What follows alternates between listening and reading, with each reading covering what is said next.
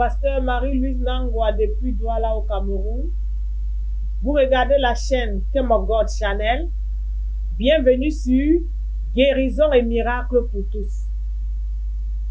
Guérison et miracles pour tous, c'est notre nouvelle émission qui a pour but non seulement d'obéir au commandement contenu dans le psaume 64 au verset 10 qui prescrit à tous les hommes de publier ce que Dieu fait, mais aussi d'attester que la notion de droit spirituel n'est pas abstraite, mais qu'elle induit des solutions efficaces et durables.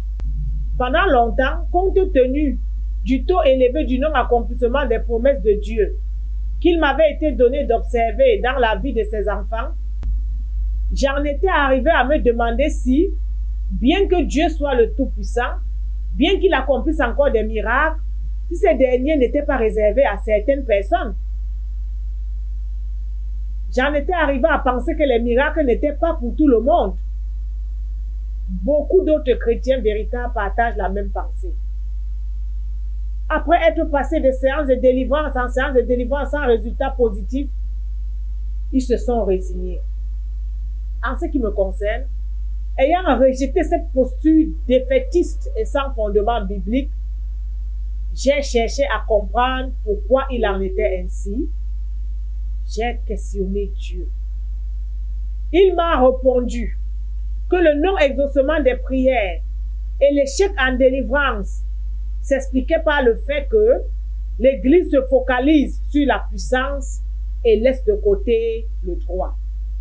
Il m'a enseigné que beaucoup de problèmes de chrétiens se réduisent en réalité à des questions juridiques spirituelles ne pouvant être résolus sans le recours au tribunal. En plus de ces réponses, il m'a donné le mandat, la capacité de résoudre les problèmes spirituels ayant trait au droit. Après 15 ans d'expérience, je viens à travers cette émission commencer à présenter au monde les exemples de témoignages découlant d'une délivrance combinant l'usage de la puissance à l'aptitude à régler les problèmes de droit. Guérison et miracle pour tous veut aussi dire guérison et miracle pour tous, surtout pour ceux qui ne croyaient plus. Guérison et miracle pour ceux qui ont longtemps cherché sans trouver. Guérison et miracle pour ceux qui ont crié à Dieu pendant longtemps sans avoir de réponse. Il s'agit en fait de dire aux véritables chrétiens qui avaient perdu espoir, vous aussi vous pouvez recevoir un miracle, à condition que les conditions d'exaucement soient remplies, à condition que tout obstacle à ce miracle soit ôté. Sans plus attendre, je vais vous présenter le premier témoignage de cette série. C'est l'histoire d'un pasteur qui témoigne des bienfaits de la maîtrise du droit spirituel. J'ai grandi, je peux dire j'ai grandi dans l'église. Parce que j'ai eu cette grâce-là que mes parents m'ont accouché quand ils servaient déjà Dieu. J'ai bénéficié de tout cela, de tous ces atouts, de tout cet encadrement-là. Mais, puis moi-même j'entrais dans la parole de Dieu et j'ai découvert certaines choses. Puis je me rendais compte qu'il y avait des choses qui ne donnaient pas comme, qui ne se déroulaient pas dans la maison de Dieu comme moi je pense et comme moi je vois. Moi, quand je voyais les églises réveillées, je disais, ça c'est l'alléluia, c'est des sectes. Mais j'avais aussi oublié que quelque part, Dieu m'attendait là-bas. Dès que j'ai eu mon premier coup mortel de la vie, là où j'ai grandi, même mes pasteurs n'ont pas pu me soutenir et j'ai retrouvé le réconfort ailleurs.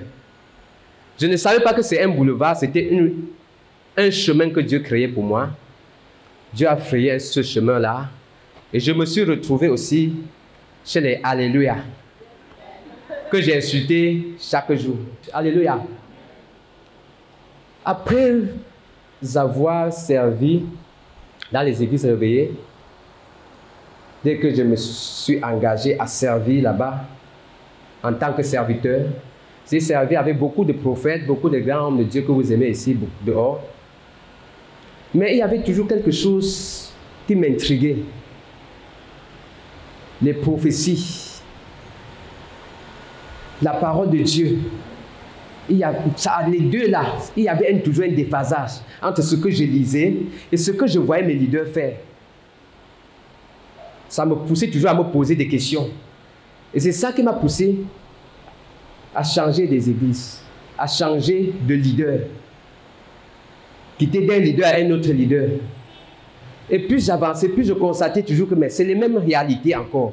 Alors je commençais à me questionner et à questionner Dieu. C'est à ce moment-là qu'on est venu me présenter ce précieux livre. J'étais un adepte de tout ce qui concerne les livres chrétiens. Surtout les grands hommes de Dieu du Nigeria, les Olokuya, les docteurs Oyedepo. J'achetais des livres comme ça là. Vraiment, quand je vois un livre qui explique certaines réalités du royaume de Dieu ou bien certains faits concernant les délits autres, j'achetais ces livres-là, je les lisais. J'avais tout un stock. Quand on m'a dit que, il y a une sœur qui m'a invité ici, elle m'a dit que elle a marché derrière moi avec ce livre-ci. Il y a un livre, non, on a notre, il y a mon leader qui a écrit un livre là. Vraiment, c'est très important pour les hommes de Dieu. Vraiment, je veux même te donner ce livre. Je dis, pardon, laisse-moi. Quel homme de Dieu au Cameroun peut écrire quoi de bon que les grands docteurs n'ont pas écrit à l'étranger? Je lui demande le nom de son leader. Ton leader n'a même d'abord quel nom? Pour que tu dises qu'il a écrit un livre que je dois perdre mon argent pour acheter. Elle l'a même forcé pour me donner, je glissais toujours. Les rendez-vous, j'ai glissé comme ça pour ne pas prendre ce livre-ci. Parce que j'ai trouvé que j'avais déjà assez de grands livres, des grands auteurs, des grands hommes de Dieu à la maison. Donc, je vais acheter pour un petit homme de Dieu qui va même prendre ça pour mettre à la maison pour lire. Pourquoi? Autant je laisse ça, elle peut peut-être donner à une autre personne ailleurs. J'ai résisté face à ce livre. Elle m'a même invité à la dédicace de ce livre. J'ai dribblé. J'ai dit que même les hommes de Dieu qui vont partir là-bas, c'est les beaux, ils ne connaissaient rien. Surtout quand c'était une femme qui avait écrit encore, c'était grave. J'ai résisté face à ce livre. Le livre qu'on m'a donné gratuit. En mois de mars, je me retrouve en train d'acheter le livre-ci. Le livre que j'ai simplifié. Pourquoi? Parce que, étant invité à un programme ici, à ce ministère, en mars 2018, j'arrive ici, je découvre un peu les réalités. Je vois la parole de Dieu, oui, la parole de Dieu est là. Parce que quand je m'assois quelque part, quand on prêche la vérité, Dieu me rend témoignage que ça, c'est bien. J'ai reçu la parole, ça m'a intéressé. J'ai dit, je reviens encore une autre fois pour voir. Je reviens, je vois, c'est toujours intéressant. Je cherchais là où on adore Dieu en esprit, en vérité. Ma priorité, c'était la parole de Dieu. C'est pour ça que je dis toujours aux gens, vous avez 1000 prophéties, mais la meilleure prophétie est déjà dans la Bible. Tout est dans la Bible. Et tant que vous ne mettez pas ça en pratique, même les prophéties, les semences ne vaudront rien. Et on se moquait de moi comme beaucoup, même aujourd'hui, se moquent de moi quand je leur dis, changez, séparez-vous du monde. Et ce qui m'a beaucoup intéressé dans ce livre, c'est que ça traitait du problème d'échec en délivrance et prière non exaucée. Question de droit plus qu'une affaire de puissance. À l'époque, on m'a montré, on m'a même donné ce livre, j'ai tenu ça, j'ai encore remis. Mais je n'ai même pas pris la peine de lire le titre. Dieu m'a forcé à lire, à trouver la réponse à ce que je... Parce que quoi? Comment un homme de Dieu peut aller sur la montagne, soit chercher la puissance, il revient, il délivre quelqu'un. Après 2 semaines, la même personne revient, les mêmes démons sont là. Un homme de Dieu part à la montagne, il revient avec beaucoup de puissance. Je suis venu avec beaucoup de puissance. Il fait les miracles, il fait ceci. Mais après 3-4 semaines, la puissance là commence à finir. Maintenant, dès que je commence à parcourir le livre, je me rends compte qu'il y avait un problème de droit spirituel. Parce que moi-même, j'avais eu à faire 2 jours, 2 heures pour prier pour une fille qui était possédée par une légion de démons. 2 heures. Inconsciemment, j'avais prononcé certains versets bibliques pour me débarrasser de ces démons-là ce jour-là. Mais je n'avais pas pris conscience qu'il y avait un problème de droit spirituel qui était caché. C'est quand je parcours ce livre que je me rends compte que le droit spirituel, c'est une réalité qui fait problème et obstacle aux multiples délivrances. Et plus j'avançais là-dedans, plus je me rendais compte que je fonctionnais dans la puissance. Je fonctionnais dans la puissance et je négligeais le droit spirituel, alors que c'est le droit spirituel qui a la clé pour que la puissance puisse bien agir. C'est ainsi que je décide de m'accrocher au droit spirituel et à l'échec en délivrance est une prière non exaucée. Alléluia. Et ici, là, je me suis rendu compte que dans le pays où règne le droit spirituel et la parole de Dieu, je pouvais grandir et avoir ce que je recherchais depuis des années et que je n'avais pas encore trouvé auprès de certains hommes de Dieu. Fût-il grand en titre ou possédant des télévisions, je n'avais pas retrouvé ce que j'ai retrouvé ici, là-bas.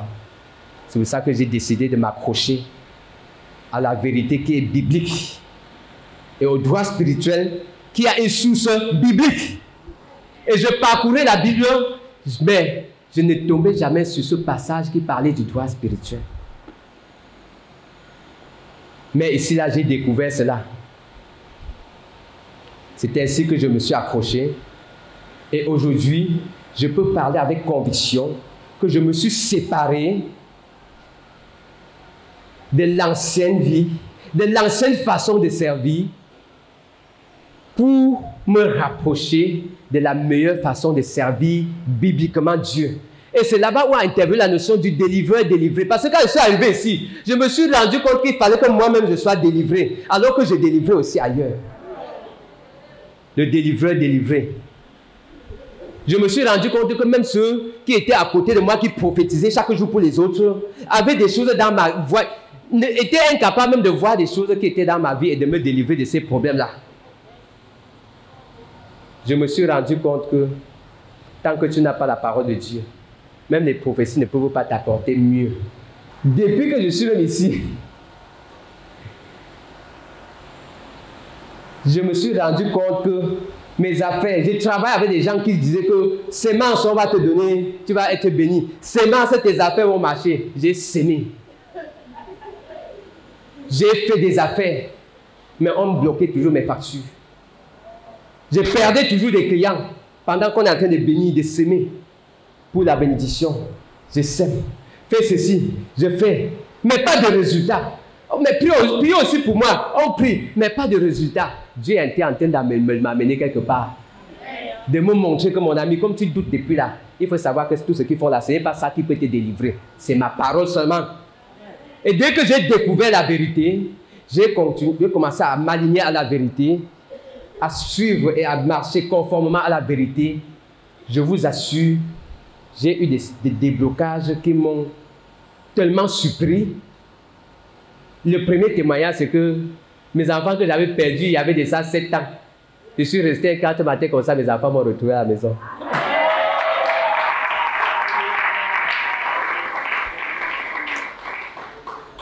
Comme si cela ne suffisait pas. J'avais fait un travail à Limbe, on avait bloqué mon paiement. On a dit qu'on ne paye pas. Pourtant, il y avait bien l'argent. On avait bloqué pour plusieurs personnes. Mais parmi tous ceux qu'on avait bloqué l'argent, j'étais le seul qu'on a appelé. On m'a appelé depuis, on dit que viens prendre ton argent, on a payé. Comme si cela ne suffisait pas. Les clients que j'avais perdus dans le passé ont commencé à m'appeler. Et j'ai continué à récupérer mes portefeuilles.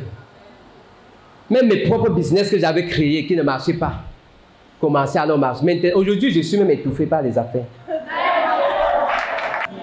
Bien-aimés, soyez bénis. Au nom de Jésus. Guérison et miracle pour tous, et même pour les pasteurs aussi. Et oui, un pasteur peut être captif. Il était pasteur. Il a même servi dans plusieurs ministères. Il exerçait dans la délivrance, priant sur les malades et chassant les démons. Mais lui-même n'était pas béni. Il servait Dieu, mais n'arrivait pas à jouir des promesses de Dieu dans sa vie à lui. Il était manifestement victime d'une décision du monde des ténèbres, d'une condamnation à ne pas prospérer. le travail de ses mains était vraisemblablement maudit. Vous allez certainement me poser la question de savoir comment cela est possible. Eh bien, tout simplement parce que le fait pour une personne de devenir enfant de Dieu lui donne certes droit à un changement de statut spirituel, conformément à Romains 8, verset 1 qui dit « Il n'y a donc maintenant aucune condamnation pour ceux qui sont en Jésus. » Cependant, ce changement de statut ne devient pas toujours effectif automatiquement. Le principe que j'évoque ici n'est pas une allégation, car il est confirmé dans Ecclésiaste 8 au verset 11 qui stipule que les sentences de Dieu ne s'exécutent pas promptement. D'autre part, lorsque sur le plan spirituel, une personne est condamnée, le fait de devenir pasteur ne modifie pas son statut spirituel.